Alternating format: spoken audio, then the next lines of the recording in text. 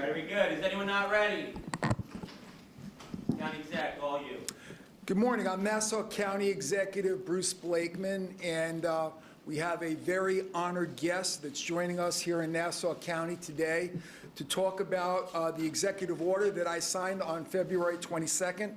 First of all, I want to welcome Legislator John Ferretti and Legislator Samantha Getz, who are joining us, and I appreciate the support of the legislature on all our efforts. And of course, the former Olympic gold medal champion, Caitlyn Jenner. Let's hear it for her.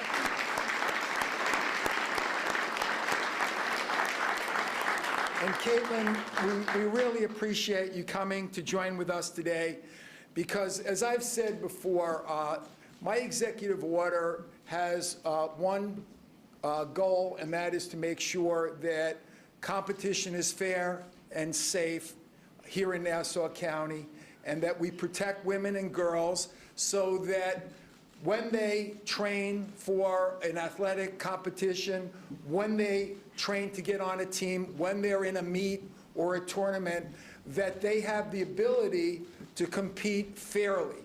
And again, what we've said is this is not anti-trans.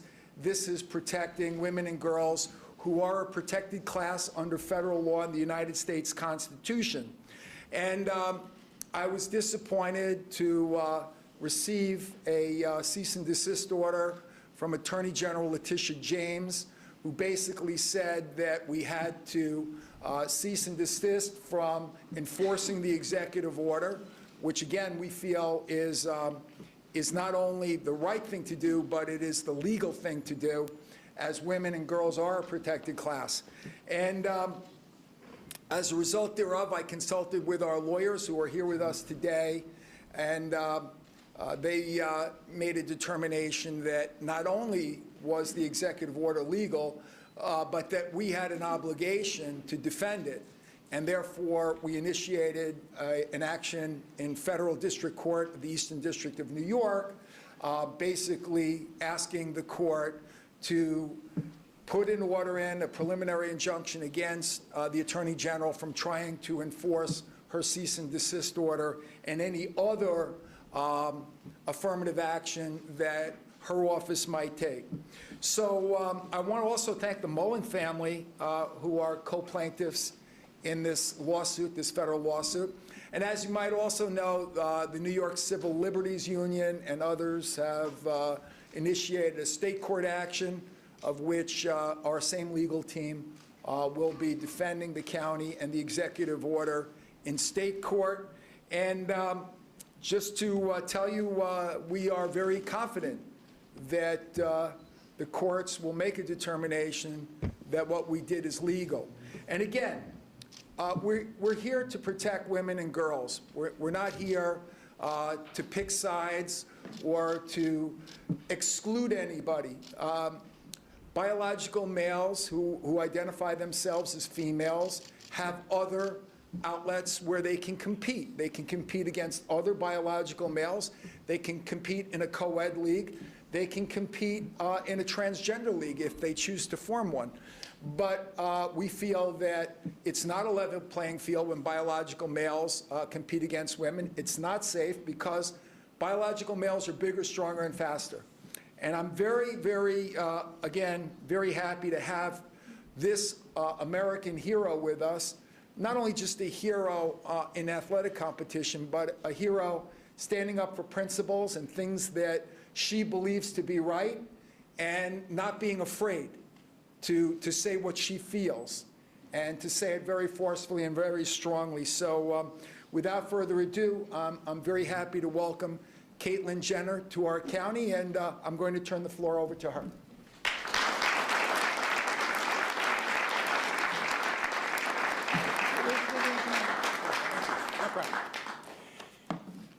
Thank you very much, Bruce.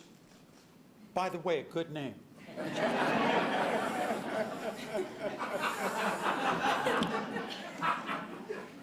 In 1976, I won the Olympic decathlon, was declared the world's greatest athlete, and I did it in world record performance in Montreal.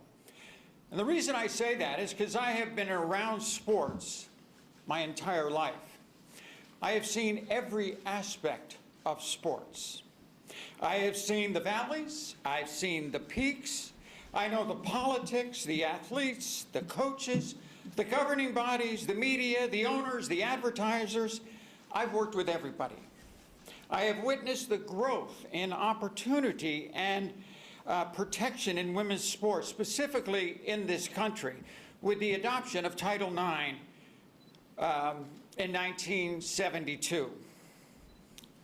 Now, let's kind of move forward about 50 years, and I have shared my struggle that I have dealt with my entire life with gender dysphoria.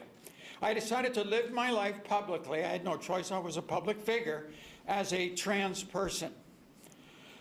I have empathy for all LGBT people, and I have a thorough understanding of all the struggles, no matter how different our circumstances may be. Today in this country and in the world, we are at a crossroads. Athletic governing bodies, judicial systems, executive actions, legislative bodies are all grappling with how to handle the topic of trans athletes. It's on a massive scale. Specifically, the biological realities that exist that provide for advantages and even lead to physical harm when trans women or biological males compete in sports against women.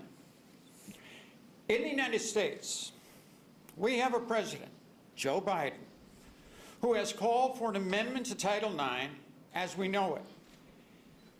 In effect, erases the protection and the hard-fought battles that women have fought in sports.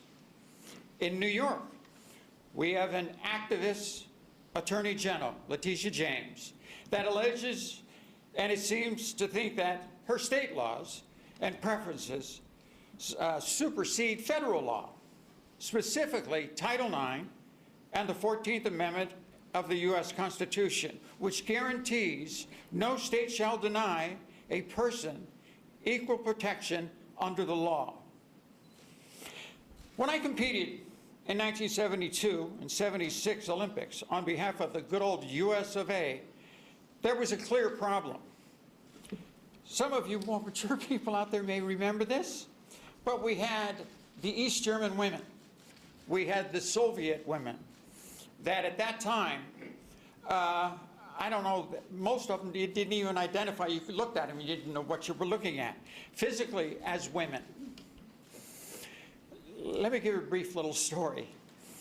My last lifting workout, 5 days before I competed in Montreal, I go to the gym in the village, and I am pumped up. I've been lifting weights heavy for 12 years. This is my last lifting workout. I'm going to max at every lift.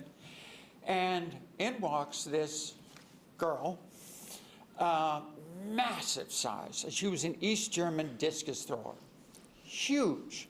I mean, honestly, the pimples on her back, the whole thing, you know something was going on here. This girl outlifted me so bad it was a joke. And I said to myself, I got to get out of this gym. I got to try to win the games in 5 days. And the women are outlifting me in there. But that's what we were dealing with back then. Now, it is also a simple solution instituted by the IOC, and that is saliva tests showing the DNA of the athletes. Women have to be XX. And it is done in a manner to protect the integrity of the competition. Today, the problem is even more clear.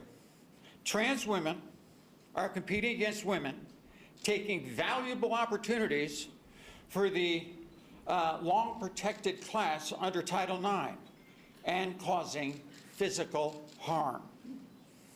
The difference between men and women exists based on DNA, or your chromosomes, which leads to our physical development, regardless of a trans person's hormones, surgeries, status in transition. There are massive advantages and undeniable differences from male development, basically going through male puberty. The solution is simple. When it comes to athletics, participation, with the biological sex, you have to compete in the biological sex that you were born. This is critical to protecting the integrity of competition in women's sports. An example of these circumstances, well, they're endless. I cover these stories, it seems like on a day-to-day basis. This issue has no bounds.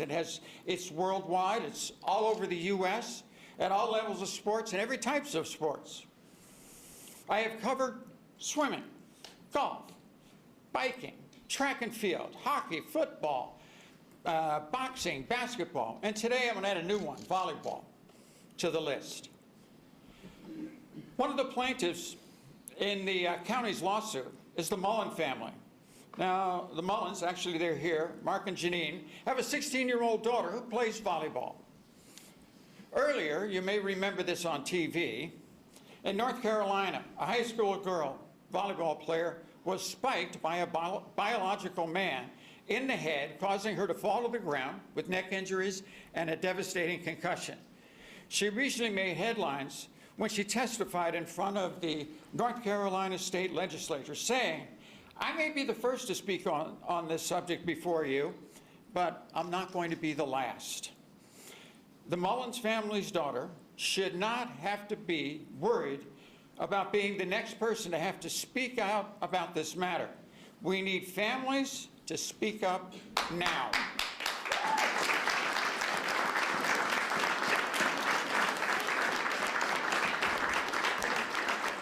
before something happens like what happened in North Carolina. Now, you know, we talk about this issue, and we say, oh, men and this and that. Let me just take a little break and tell you exactly what we're talking about here.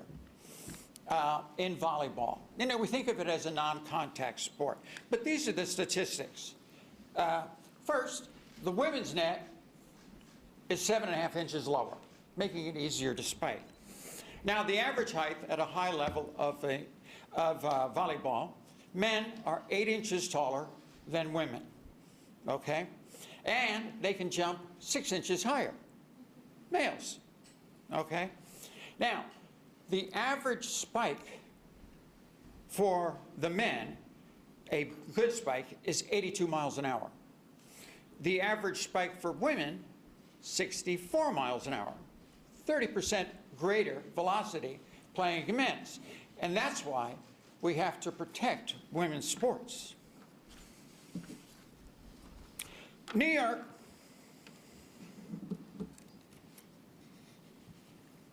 York State wants to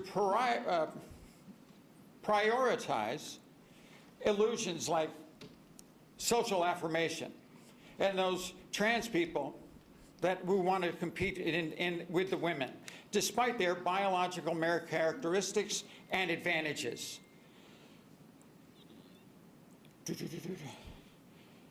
There is an entire place where they can either get harmed at the expense to the women and disregard women and girls.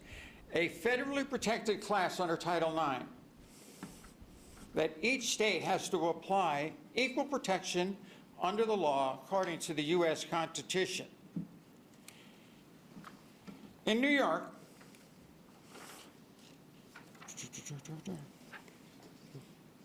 right now in New York,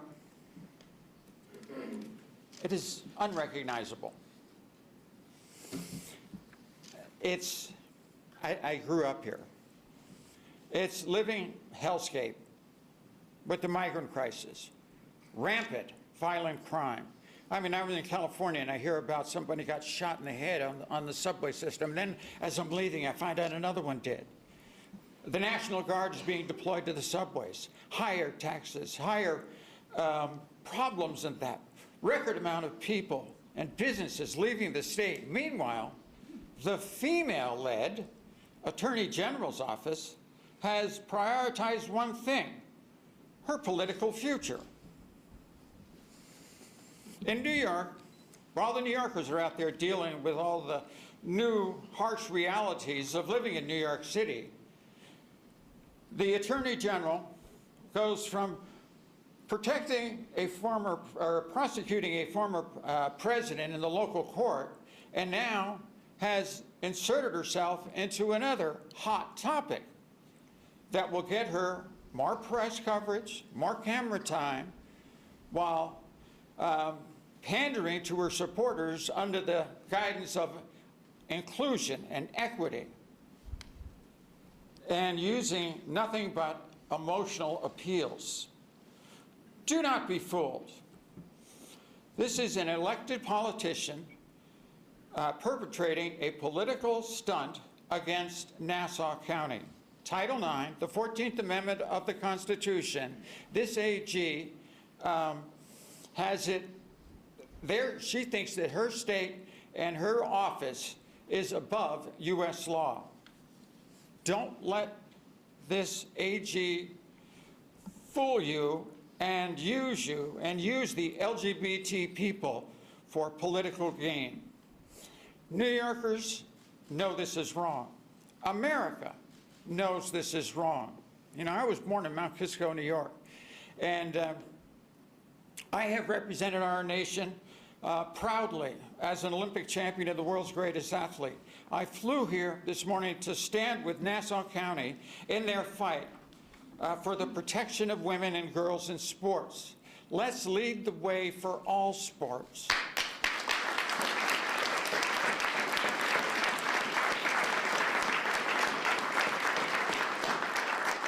I would ask if the federal courts provide for a quick and speedy trial to protect women's sports once and for all. Thank you. Thank you.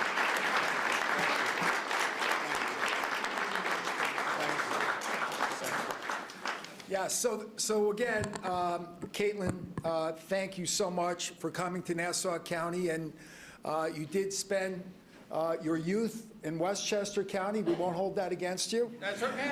And if you want, we can find you a real estate broker. We've got lovely homes here in Nassau County.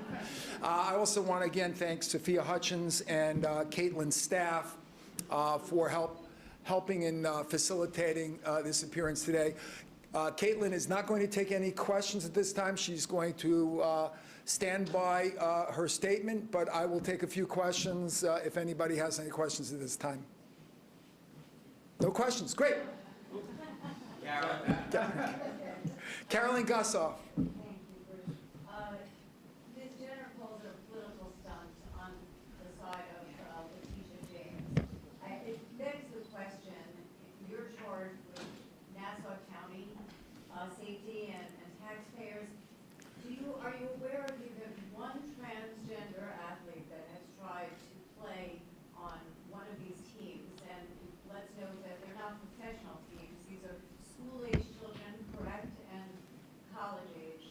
Is there even one in Nassau County that you're aware of? You know, that's a very fair question, and the reason why we did this at this time is because this is the point where we are now giving out permits and licensing to use our facilities, our ball fields, our swimming stadium, our other facilities that we have here in the county. And we heard from a lot of girls and a lot of women that they were very, very unhappy with what was going on around the country. And quite frankly, one of them said to me, you know, do we have to get injured before anybody takes any action? So I made a determination that I wanted it to be clear and transparent to everybody what our position was here in Nassau County, so that you don't have to be in a situation where you get spiked with a volleyball and get a concussion, or you don't have a situation like occurred in New England where you have a girls' team where the coach found that it was so unsafe. They had this biological male who was basically tossing the girls around like they were flies, and he says, I'm not taking any more of it. Some of my girls have gotten injured. I'm taking them off the court. You don't have to wait to get punched in the nose to take action in government. When you know there's an issue, when you know there's a problem, you should be proactive, and that's what we're doing. And again, there are avenues for transgender athletes to compete, and it's instructive to note that this is not a ban against transgender biological females who are transgender. They can compete against males because, again, the fairness issue isn't there. The safety issue isn't there. So this is about fairness and safety. And, you know, basically, I think it's a bullying issue. I think biological males who want to engage in athletics against biological females that don't want it, it's bullying. And quite frankly, we don't go for bullying of any kind here in Nassau County. We have every race, religion, ethnic group, and lifestyle here in Nassau County. We're a welcoming place, and we're a loving place. And certainly, this is not to denigrate anybody. It's to protect women and girls and the integrity of their sport and their safety here in Nassau County.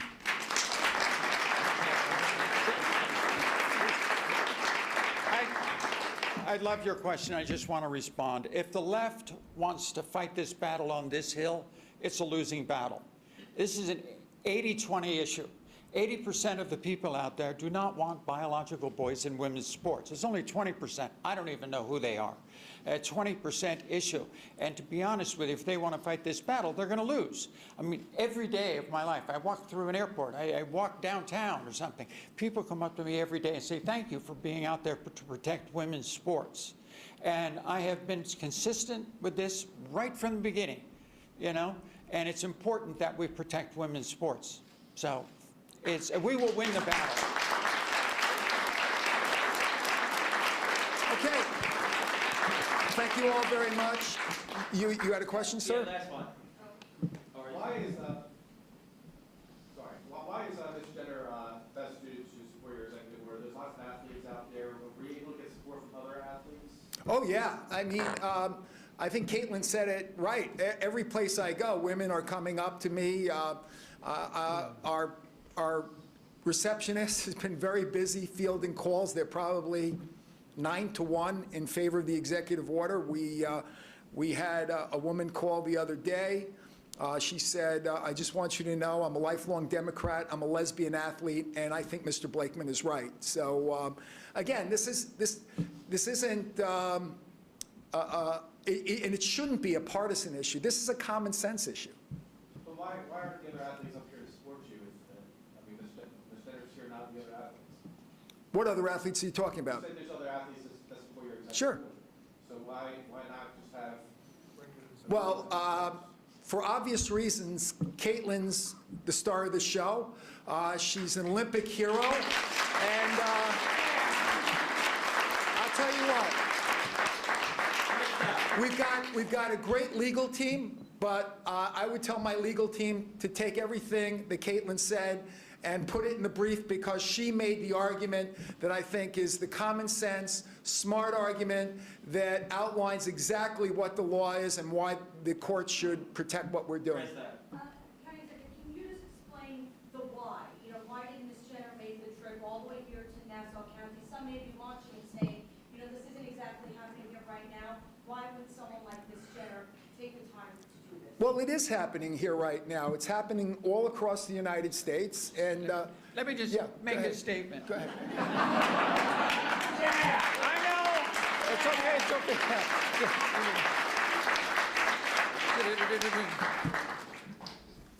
I came here, and I've been on this passion for the last couple of years, since swimming at Penn State, you know. I'm passionate about it. It's amazing how much flack I get, and all I'm trying to do is protect women, you know. But this is just another area where we can promote women in sports. We can promote Title IX and the differences that is made for scholarships, for programs for women. There's so many more women that are competing now in sports. My fear is that if this woke agenda that's out there, you know, the DEI world that's out there, if this continues, it'll ruin women's sports over the next 10, 20 years. Let's stop it now while we can. But what's going to happen 20 years from now, when young girls are going to want to go out for sports, and they're going to say, oh, I don't want to play girls' sports. I have to play against the boys. It's not right. We need to stop it right now and make the rules. We are winning some battles. Just last week, I did a piece on Fox that the NXXT Tour, it's the Women's Golf Tour, which is the feeder tour for the LPGA, okay? Go back a little bit. In 1950, the LPGA put into their, when it was founded, put into their rules that you had to be female at birth. And that was good for 60 years. And then in 2010, the woke world got a hold of them and said, oh, let's just throw that out, okay? There's not a lot of trans golfers, you know, out there. Finally, 14 years later, it was first challenged by Haley Davidson. And so I kind of jumped in there, wrote an op-ed piece for the Daily Mail. And you always wonder when you do those, is anybody listening? Well, somebody was. Stuart McKinnon, who is the CEO of the NXT, went back to female at birth, which I thought was just absolutely perfect. So the feeder series going to the LPGA, trans athletes will not be allowed to make that move. But there's only one in 14 years. It's not like this is a big issue. It's more of an issue of protecting women's sports. Okay, that's what we're out there trying to do. Thank you.